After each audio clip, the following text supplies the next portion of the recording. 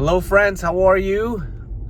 Doing good over here. Wanted to check in with you, not after a shot, but before a shot, as I am on the downside of the boost of my TRT journey. I'm excited to get the shot. I'm actually anticipating getting the shot. And it's an interesting place because like 2 days ago, I was like, man, I want a shot. I want it now.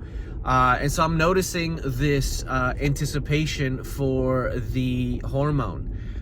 It's interesting, you know, I didn't think like testosterone could be addicting, I guess, but I don't think it's the testosterone that's addicting. It's more so the effect of the testosterone. You're just such on a platform from which you're making decisions and doing things that it's like, man, I don't want to leave this platform. I don't want to go without this motivation, this drive.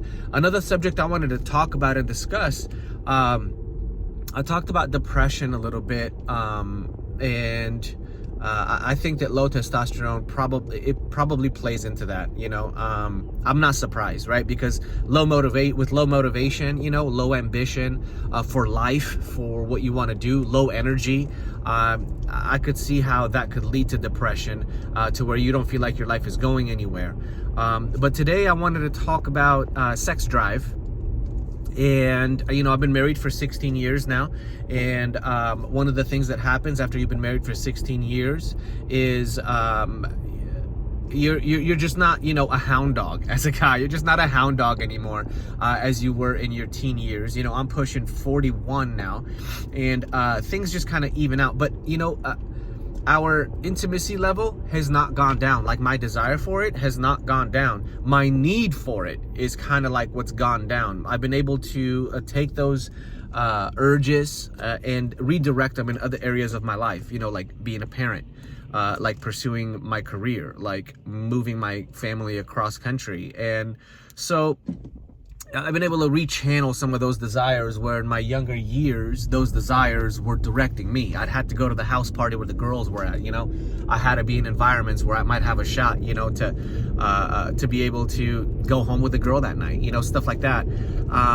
So yeah, one of the things I've noticed before I started taking TRT is I'd be frustrated because I want to be intimate with my wife more than she wanted to be intimate with me. And so it became like a goal for me, you know. If I could be intimate with my wife, like that was like the goal, that was the target. It became my aim. So I started like performing and doing different things like around the house and blah blah blah, hoping she'd see it and it would turn her on, and maybe that night I'd get lucky. You know what I mean? If you're a married man, I think you could, you know, relate to some degree. But if you're not, you know, just stick with me as I welcome you into maybe some of my journey. But yeah, she became my goal. She became my target. And ever since, you know, some personal development stuff and beginning taking TRT, I've noticed that that is a low goal. You know, that's a low goal. That's not a goal as much as it is like the cherry on top. Because if my goal is only to be between my wife's legs or a woman's legs, like that is a low goal. Like what? You're gonna be there for what, 15 minutes, maybe 30 minutes, and it's all over with, and then what? Like, it's over, but you still have the rest of your life.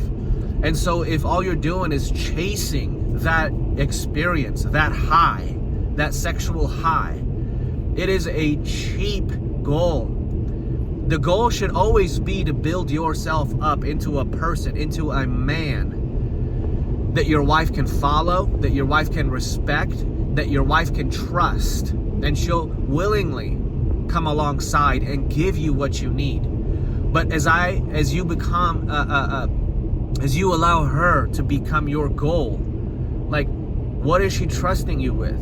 Where are you leading her? You're not. You're just manipulating situations and circumstances to get what you want.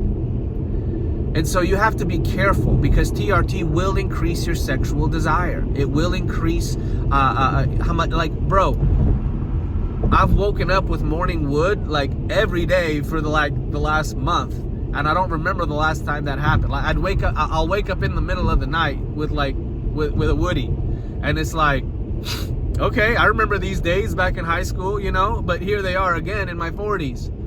And so hopefully by the time, if you decide to do this, that you'll know what to do with that desire and emotion, which is to understand that it's just a part of it. Just because I have a desire and an inkling doesn't mean I need to act on it, right? And so I let my wife know some of these things, and she's aware, right? But I don't want to put the extra pressure, the extra sexual pressure on her, because we're a busy family. We have 3 boys. We're both career people, and just like having sex all the time, like, it takes a lot out of you. And so I just wanted to be open and authentic with you guys, let you know that there is an increase in that sexual desire and sexual tension. But if you are smart enough to understand and to just accept it for what it is, you'll be all right. You'll be all right. You know, I'm just glad that it's even here. You know, I know some guys, they don't even desire their wife anymore. They don't even want to be intimate with them anymore. And that opens up the door for affairs and all sorts of crazy, silly stuff. You know, that is not something that I want to go through. And I imagine that's not something that you want to go through either. And so if you don't know what to do with that emotion, or if you are in a sexless marriage, my advice to you is to start getting counseling, not marital counseling. I think you first need to get counseling for yourself. And when you're right, that's when you can start with marital counseling, if that's where you guys are at the moment. But I think my TRT journey has helped me with confronting some realities about myself. Number one is that I had my priorities all, wrong. Like I just said, like, my wife became my pursuit. She became my goal, and that's not right. Like, she's not my pursuit. She's not my goal. There are things in life that God has called me to pursue, goals that He's called me to set, and she's supposed to be my helper. She's not my goal.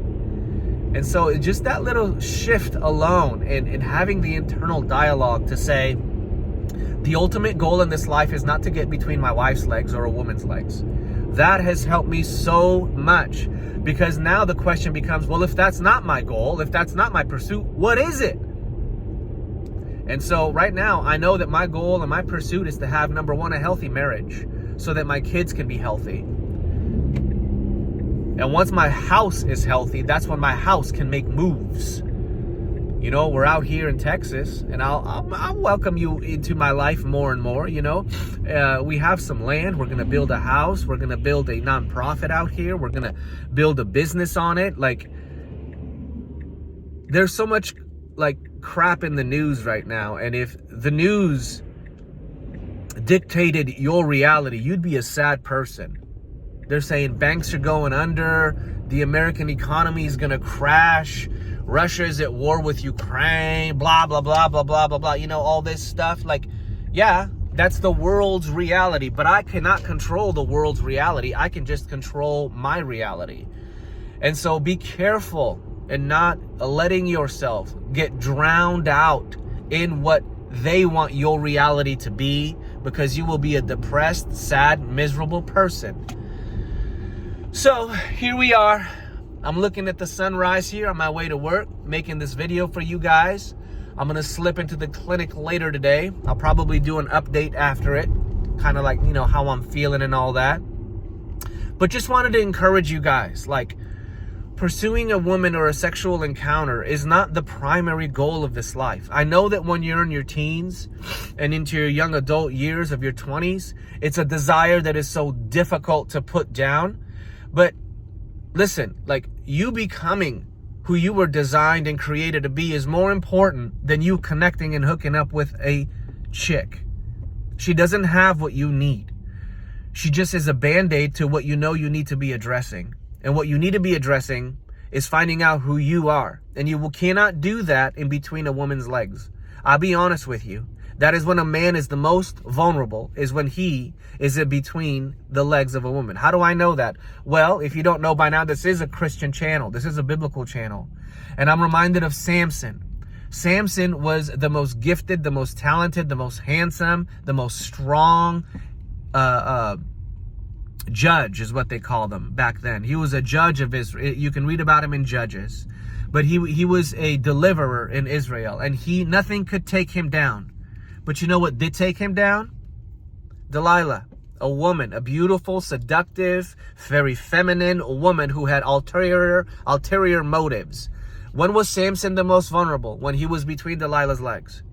Listen to me, men. It is not weak. It is not weak. It is not the weak that fall through sexual temptation and sexual seduction. It is the strong. I almost feel like it is a weapon of the kingdom of darkness that is reserved for the strong. So if you find yourself there, know something. You are such a threat to the enemy. You are such a threat to the kingdom of darkness that he's throwing the big guns at you. The temptation. And America, there is a sexual revolution that's happening right now. If you don't know, the hookup culture is crazy. It's warped the minds of men and women to where they've lost the identity of who God created them to be in a union between a man and a woman. We're just using each other now for what we want, for pleasure. We're not looking to come alongside each other and help each other become who God has called us to be. And so my intention is to break that cycle in my life, in the life of the men in my life, in the life of the children, my boys, in the lives of those who are following me on this journey. Surround yourself with men that are pursuing better. Surround yourself with people that are not afraid to stand up to cultural norms. Man, I'm feeling preachy today. But listen, bros. Listen. There's more in you than what you've experienced this far. And if there's something that's standing in your way, if there's something that's got you stuck in life, it must be dealt with. You have more ahead of you than what you have behind you. If life has punched you in the mouth, it's not to knock you down, but it's to show you what you have in you. You have more in you than what you've experienced and what you have seen. Get up. And when you get up, you'll get up and you'll be a new man. You'll be a new person on the inside, ready to do more, experience more, give more, see more. And so with that, I hope you're encouraged today. Don't leave things on the table. There's more in you.